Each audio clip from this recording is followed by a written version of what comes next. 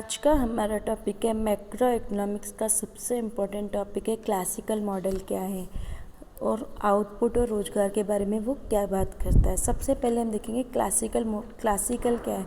Classical से mean है जो बहुत कीन से पहले के जो सभी अर्थशास्त्र थे उनको क्लासिकल्स कहा गया है।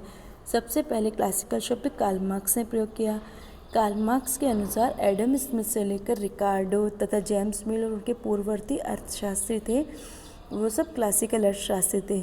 और फिर जेएम कीन्स ने रिकार्डो के अनुयायियों को भी क्लासिकल अर्थशास्त्रियों की श्रेणी में शामिल किया गया है। अब क्लासिकल अर्थशास्त्रियों की मुख्य विचारधारा क्या है।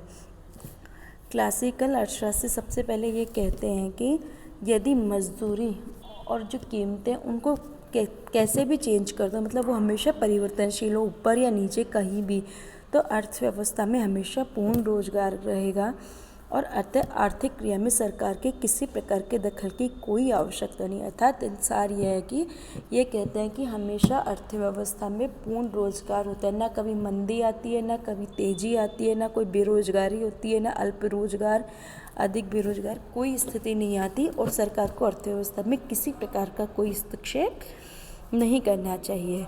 अब इनके दो आधार स्तंभ है क्लासिकल मॉडल के। पहला है सेका बाजार नियम और दूसरा है मुद्रा का परिमाण सिद्धांत। अब आज हम देखेंगे सेका बाजार नियम क्या है। सेका बाजार नियम ये एक अर्थशास्त्री थे जेबी से, उन्होंने 1803 में दिया था। इनके अनुसार यह नियम बताता है कि इस बात की हमेशा गारंटी रहती है कि अर्थव्यवस्था में हमेशा पूर्ण रोजगार रहेगा, क्योंकि वस्तुओं की मांग व पूर्ति हमेशा अर्थव्यवस्था में बराबर रहेगी।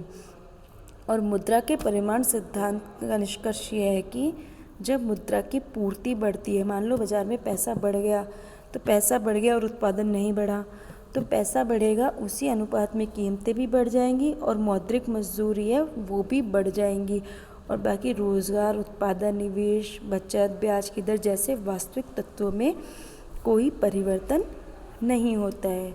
फिर इसकी मान्यताएं, पूर्ण रोजगार होता है, हमेशा साधनों का उचित उपयोग होता है, पूर्ण प्रतियोगिता होती है और लेसेस फेयर मतलब स्वतंत्र अर्थव्यवस्था है, बचत सामाजिक बुराई है, कोई बचत नहीं करता है, ये सब। अब सेका बाजार नियम और बाजार का आकार विस्तृत। सेका बाजार नियम कहता है कि जितना भी बाजार में उत्पादन हो गया ना, उसकी डिमांड हो जाएगी, मतलब पूर्ति अपनी मांग स्वयं उत्पन्न कर लेगी। ये नहीं होगा कि कम उत्पादन हुआ है तो कैसे काम चलेगा, या ज़्यादा उत्पादन हो गया तो उसको कहाँ प्रोडक्ट यूज़ लेंगे। वो कहते हैं कि हमेशा सप्लाई अपनी डिमांड खुद ही उत्पन्न कर लेती है। परिणाम स्वरूप जितना भी वस्तु का उत्पादन होगा उसकी मांग सदैव उपभोग व निवेश के लिए होगी। यह नियम वस्तु विनिमय की अर्थव्यवस्था और मुद्रा अर्थव्यवस्था दोनों में प्रयुक्त होता है। वस्तु विनिमय अर्थव्यवस्था में सेका नियम। सेका बाजार नियम वस्तु विनिमय की अर्थव्यवस्था में पूर्णतः लागू होता है। व्यक्ति खुद के उपभोग के लिए कहते हैं जितना उत्पादन करेगा और उसको फिर उत्पादन तो कर लिया, लेकिन उसको उपभोग के लिए अन्य वस्तुएं भी चाहिए, तो वो क्या करेगा, एक्सचेंज कर लेगा और वो संग्रह नहीं करेगा। जितना उसने उत्पादन किया उसको बदले में जो जो वस्तु चाहिए वो उससे एक्सचेंज कर लेगा और बदले में मांग कर लेगा। अतः जितना उत्पादन होगा उसकी मांग हो जाएगी और समग्र मांग और पूर्ति हमेशा बराबर होगी। अतः अति उत्पादन और अनिच्छित बेरोजगारी की समस्या उत्पन्न नहीं होती। अब यदि किसी वस्तु का अधिक उत्पादन हो जाता है तो अन्य वस्तु के रूप में उस वस्तु की सापेक्षिक कीमत, अब मान लो कोई वस्तु का ज़्यादा उत्पादन हो गया तो वो उससे एक्सचेंज करेगा ना, तो उसको उस बदले में कम वस्तु मिलेगी। अब मुद्रा अर्थव्यवस्था में सेका बाजार नियम ये कहते हैं दो स्थितियों में लागू होता है। जब दो लेते हैं, व्यक्ति बचत करते हैं और व्यक्ति बचत नहीं करते हैं। अब हम पहली स्थिति देखते हैं जब व्यक्ति कोई बचत नहीं करते हैं।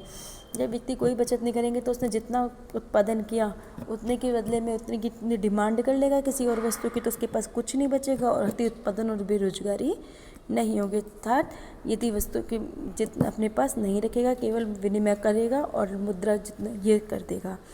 और जब लोग बचत करते हैं तो वो बचत करेगा तो क्या होगा, सेका बाजार नियम उस स्थिति में भी लागू होता है जब व्यक्ति अपनी आय में से बचत करते हैं, किंतु बचत से समग्र मांग में कमी नहीं होगी, क्योंकि एक विवेकशील बचतकर्ता अपनी बचत को नकदी के रूप में अपने पास नहीं रखेगा। वो क्या करेगा, अगर उसने मान लो कुछ बचत भी कर ली तो वो क्या करेगा, उसको उधार भी दे देगा और उधार दे करके ब्याज कमा लेगा। और जिसको वो उधार देगा वो इसका प्रयोग उत्पादन कार्य के लिए करेंगे आते का बाजार नियम लागू होगा यदि बचत और निवेश बराबर होंगे। Thank you.